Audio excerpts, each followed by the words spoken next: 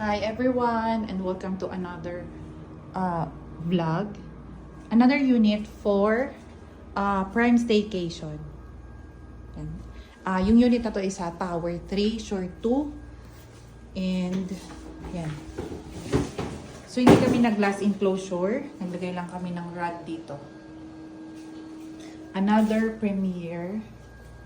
Another Prime unit. So from long-term to short-term rentals. So, if you're a unit owner po na gusto ninyong ipa-Airbnb ang unit ninyo, matagal na siyang bakante, pwede nyo kaming kontakin. Or, kung isa ka sa mga unit owner na may long-term tenant and hindi mo rin siya maasikaso, we can do the management po. Property management.